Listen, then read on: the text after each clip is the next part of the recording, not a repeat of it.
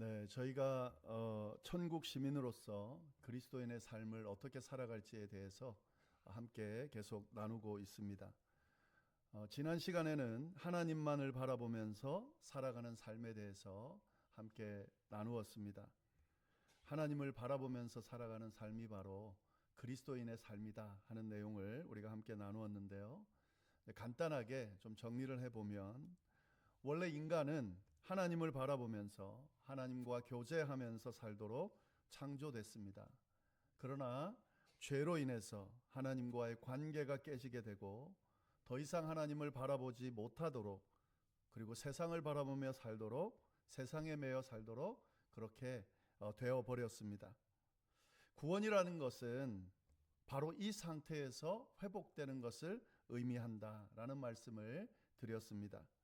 죄로 인해서 세상을 바라보고 죄로 물든 세상에 매여 살아가게 된 우리의 삶의 시선을 하나님께로 돌리고 하나님만 바라보고 살아가는 삶, 그렇게 되도록 회복되는 삶이 바로 구원이다라는 말씀을 드렸습니다.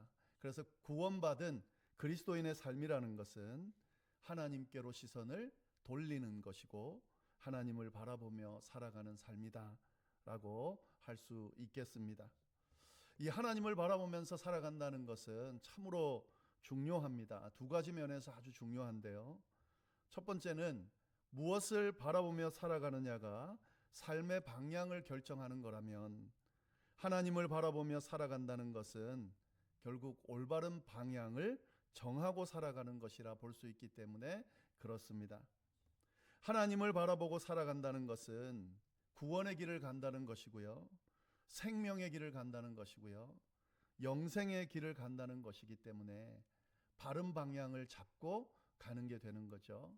그 삶이 바른 삶이 될 수밖에 없는 거죠. 또 다른 면에서 중요한 것이 있는데, 하나님을 바라보면서 살아가는 것이 왜 중요하냐면, 하나님을 바라보지 않고 살아간다면 어떻게 되는가? 결국 다른 것을 바라보면서 살아가게 되겠죠. 다른 것이라 하면 바라보지 말아야 될 것인 경우가 많습니다. 바라보지 말아야 될 것을 바라보고 그것에 매여서 살아가게 된다는 거죠. 연약하고 완악한 왜곡된 자신을 의지하게 됩니다. 자신을 바라보게 됩니다. 스스로 자신이 얼마나 연약하고 완악하고 왜곡되어 있는지 알매도 불구하고 자신을 붙들려고 자신을 바라보면서 자신을 의지하고 살아가게 된다 하는 거죠. 또 한 가지 더는 극도로 타락하고 왜곡된 세상의 허탄한 것들을 바라보면서 살아가게 됩니다. 왜곡되어 있는, 아무리 봐도 희망이 없어 보이는 이 세상이 희망인 것처럼 바라보면서 그렇게 살아가게 된다 하는 거죠. 결국에 그것들을 바라보면서 살아가게 되면 왜곡된 삶의 방향으로 살아갈 수밖에 없는 것이고, 결국 망하는 길로 갈 수밖에 없다. 그렇기 때문에 하나님을 바라봐야 한다 하는 겁니다. 이처럼 하나님을 바라보면서 살아가는 것은 너무 중요합니다. 따라서 우리의 시선을 끊임없이 세상을 향하도록 하는 옛사람의 모습을 버릴 수 있도록, 우리의 시선을 끊임없이 세상에 메어두려 하는 사단의 이 계략에 넘어가지 않도록 어떻게 해서라도 우리의 시선을 하나님께 돌리고 그 시선을 고정하기 위해서 몸부림치면서 살아야 한다는 거죠. 그래야 그리스도인다운 삶을 살 수 있습니다. 나의 영혼아 하나님만 바라라, 다윗처럼 스스로에게 명령하면서 스스로에게 강권하면서 스스로에게 그렇게 살도록 우리를 몰아붙이면서 오직 하나님만 바라보는 삶을 살아갈 수 있기를, 그래서 하나님의 인도하심을 받고 하나님께서 주시는 축복으로, 은혜로 풍성하게 살아가는 우리 모두가 될 수 있기를 간절히 바랍니다. 자, 그러면 이 하나님을 바라보는 삶이란 어떤 거냐 하는 질문이 나올 수 있죠. 하나님을 바라보는 삶이 이렇게 중요하다면 하나님을 바라보면서 산다는 건 도대체 어떤 건가? 하나님을 바라본다는 것은 하나님의 뜻을 따라가는 것이라 볼 수 있습니다. 하나님의 뜻을 따라가는 것, 그것이 바로 하나님을 바라보며 사는 것이다 하는 거죠. 그래서 오늘부터 몇 주간에 걸쳐서요, 하나님의 뜻을 따라 사는 삶, 하나님의 뜻대로 살아가는 삶이라는 주제로 말씀을 좀 나눠보도록 하겠습니다. 하나님의 뜻을 따라가는 삶이 뭘까? 여러 가지로 설명할 수 있겠죠. 성경에만 봐도 하나님의 뜻은 여러 가지로 표현되어 있습니다. 그 중에서 하나님의 뜻에 대해서 아주 명확하고 구체적으로 표현한 말씀이 있는데요, 그 말씀이 바로 오늘 본문 말씀입니다. 데살로니가 전서 5장 16절부터 18절까지 말씀 우리 다시 한번 같이 읽어보도록 하겠습니다. 항상 기뻐하라, 쉬지 말고 기도하라, 범사에 감사하라. 이것이 그리스도 예수 안에서 너희를 향하신 하나님의 뜻이니라. 18절에 분명히 이야기하고 있습니다. 너희를 향하신 하나님의 뜻이다. 성경에 분명히 나와 있는 거죠. 하나님의 뜻이 뭐냐 하는 것을 아주 구체적으로 밝히고 있다는 거죠. 여기서 너희는 그리스도인들을 의미하죠. 그러니까 그리스도인들을 향한 하나님의 뜻이 여기 있다. 그 뜻이 뭐라고 이야기하고 있습니까? 기뻐하는 것, 기도하는 것, 감사하는 것. 이것이 바로 그리스도인을 향한 하나님의 뜻이다 하는 거죠. 하나님의 뜻을 행하며 사는 삶이란 뭐냐? 기뻐하며 사는 겁니다. 기도하며 사는 거고요, 감사하며 사는 것을 의미합니다. 내가 그리스도인이다 라고 한다면, 그리고 하나님을 바라보면서 살고 싶다 한다면, 그래서 하나님의 뜻대로 살고 싶다 한다면, 이 그리스도인들을 향한 하나님의 뜻 그대로 사시기를 바랍니다. 기뻐하며 사시기를 바랍니다. 기도하며 사시기를 바랍니다. 감사하며 사시기를 바랍니다. 그래서 하나님의 뜻을 이루는 그런 삶을 다 살아가실 수 있기를 간절히 바랍니다. 자, 그런데 이 말씀을 좀 더 주의 깊게 볼 필요가 있습니다. 이렇게까지 이야기하면 말씀을 다 전달한 것인데, 그런데 이 말씀을 잘 들여다보면은요, 단순하게 살아가시기 바랍니다, 이렇게 그냥 설명하는 것으로 끝나지 않는다는 것을 우리가 잘 볼 수가 있습니다. 지금 이 말씀을 가만히 보면은요, 항상 기뻐하라, 뭐뭐 하라라고 돼 있죠. 뭐뭐 하라, 명령형이죠, 그죠? 기도하라, 감사하라. 이건 꼭 행해야 되는 거기 때문에 그대로 행하라라고 명령하고 있다. 이 사실에 우리가 주목할 필요가 있습니다. 그리스도인이라면 기뻐해야만 한다, 명령하고 있는 거죠. 그리스도인이라면 기도해야만 한다, 명령하고 있는 거죠. 그리스도인이라면 감사해야만 한다라고 명령하고 있습니다. 자, 그러면 우리가 질문이 나올 수 있죠. 왜 명령할까? 그냥 기뻐하라, 기뻐하십시오, 기뻐하면서 살면 됩니다. 하나님의 뜻은 기뻐하는 겁니다. 기도하는 겁니다. 감사하는 겁니다. 이렇게 설명해도 되는데 왜 하나님의 뜻을 이야기하면서 명령으로 하고 있을까? 명령으로 말한다는 건 어떤 의미가 있을까요? 강조하는 거죠, 그죠? 강하게 강조해서 말하고 있는 거죠. 만약에 한번 설명해서 그대로 한다면 사실 강하게 말할 필요가 없죠. 명령할 필요가 없습니다. 근데 명령한다는 것은, 강하게 지금 강조한다는 것은 잘 안 되니까 명령하는 거죠. 잘 안 되지만 그런데 꼭 해야 되니까 명령하고 있는 거죠. 그래서 반복해서 강조해서 이야기하고 있는 겁니다. 조금 더 설명을 드리면, 지금 강조하면서 명령하는 이유는 두 가지입니다. 꼭 해야 하기 때문에 강조하는 거죠. 그런데 잘 안 되기 때문에 강조하는 거죠. 거꾸로 말씀드리면, 잘 안 되지만 꼭 해야 하기 때문에 강조해서 이야기하고 있는 거죠. 하나님의 뜻이 기뻐하고 기도하고 감사하는 것인데 이건 꼭 해야 되는 건데 잘 안 되니까 명령형으로 강조해서 이야기하고 있는 겁니다. 잘 안 되지만 그럼에도 불구하고 해야 되니까 명령형으로 이야기하고 있는 겁니다.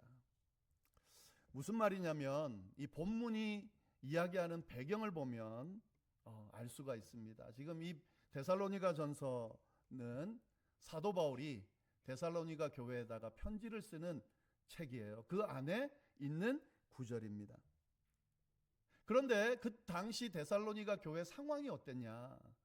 예수님을 믿는다는 이유로 핍박받던 그런 상황이었습니다. 힘들고 어려운 시간을 보내고 있던 그런 상황이었습니다.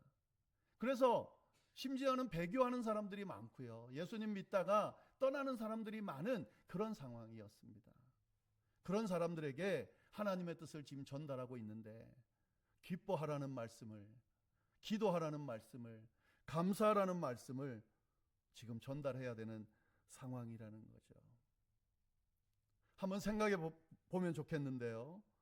기뻐하라고 지금 하는데 환난 가운데 있을 때 기뻐할 수 있습니까? 힘들고 어려운 일들로 지금 가득 차 있는데 내가 해결되지 않는, 해결하지 못하는 어떤 어려움 앞에 있는데 기뻐하래요. 기뻐할 수 있겠습니까?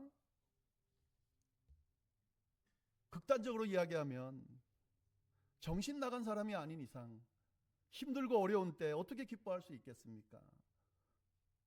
힘든 상황에서 만약에 웃고 있다면 좀 이상하게 보일 수 있는 거죠.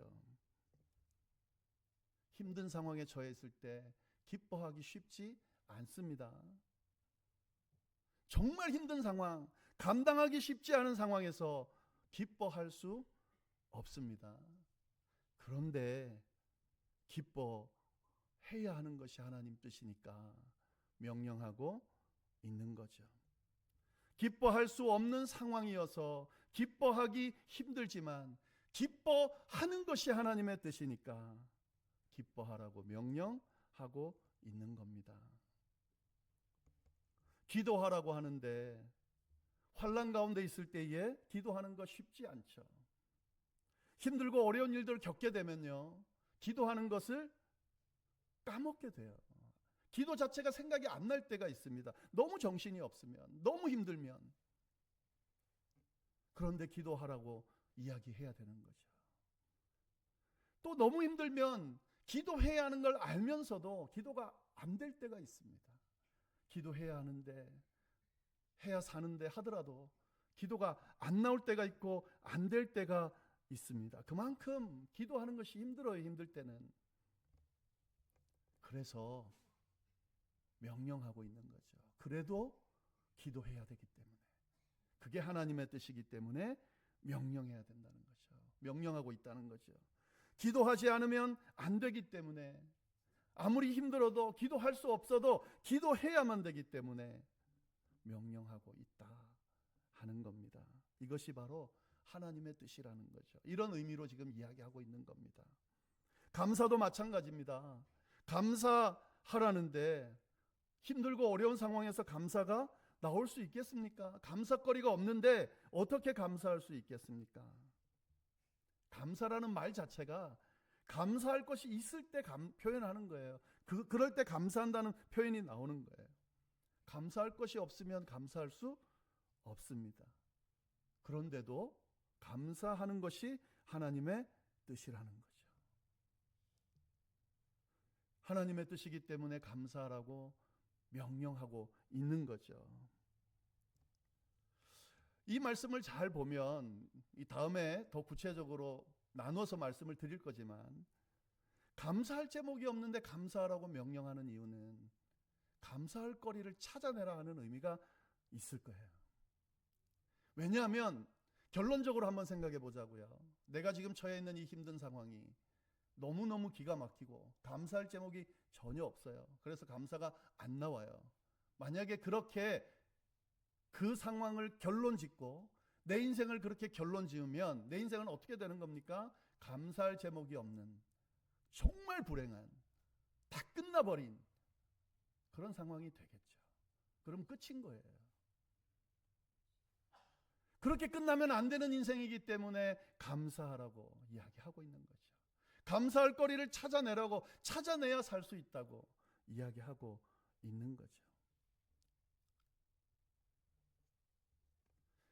하나님의 뜻이 분명한데 그 하나님의 뜻을 지키기가 쉽지 않아서 할 수 없는 그들에게 하나님께서 그래도 해야 된다라고 명령하고 있습니다.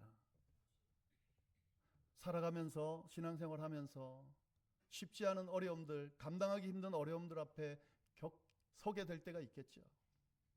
그때 여러분이 그리스도인이라면 그럼에도 불구하고 하나님의 뜻을 쫓을 수 있기를 바랍니다. 기뻐하라. 주님의 그 명령을 아멘으로 받고 기뻐할 수 있도록 애쓰시기를 바랍니다. 기도하라. 쉽지 않겠지만 기도함으로 나아갈 수 있기를 바랍니다. 감사하라. 감사가 안 나오겠지만 감사의 고백을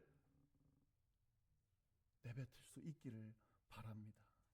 그것이 하나님의 뜻이다 하는 거죠. 그런데 이렇게 말씀드렸음에도 불구하고 하나님의 뜻을 행하는 것은 쉽지가 않습니다. 오늘 이 말씀을 잘 보면은요, 제가 이 정도 설명드렸는데 이것보다 사실 더 힘들어요. 말씀을 잘 보면 이 하나님의 명령 앞에다가 항상 이 말을 붙여놨어요. 더 지키기 힘들게. 보세요. 항상 기뻐하라. 쉬지 말고 기도하라. 범사에 감사하라. 기뻐하되 항상 기뻐하라는 거죠. 한두 번 하기도 힘든데 항상 기뻐하라 그러세요. 기도하는데 쉬지 말고 기도하라고 이야기하고 있습니다. 멈추지 말라는 거예요.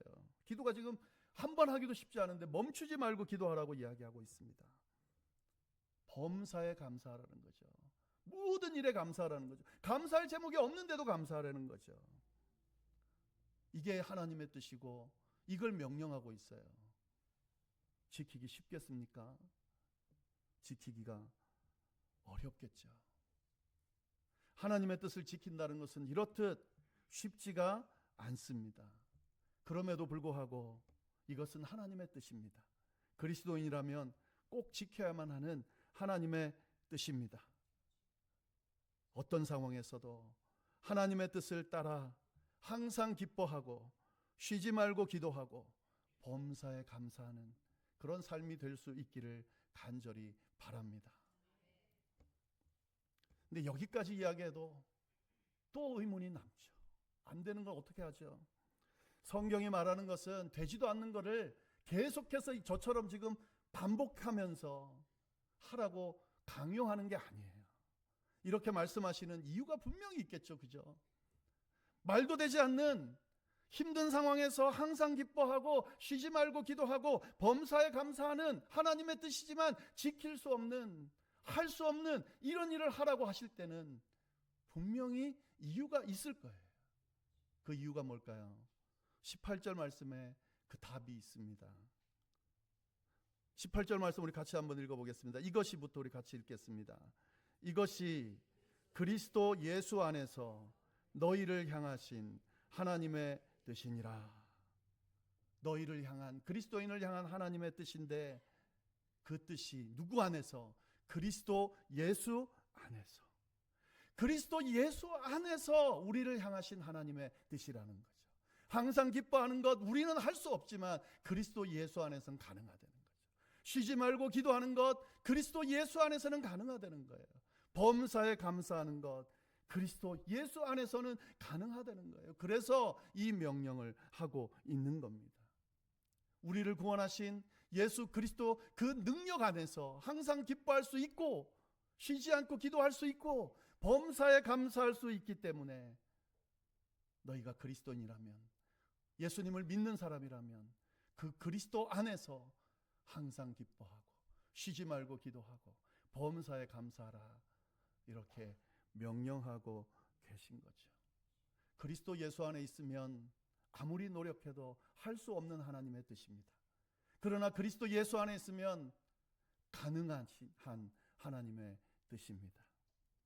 이게 어떻게 가능한지 다음 주부터 그리스도 안에서 항상 기뻐할 수 있는 이유가 어디 있는지, 그리스도 안에서 쉬지 않고 기도할 수 있는 이유가 어디 있는지, 그리스도 안에서, 그리스도 예수 안에서 범사에 감사할 수 있는 이유가 어디 있는지 나눠서 함께 좀 말씀을 좀 더 깊이 그렇게 나눠보도록 하겠습니다.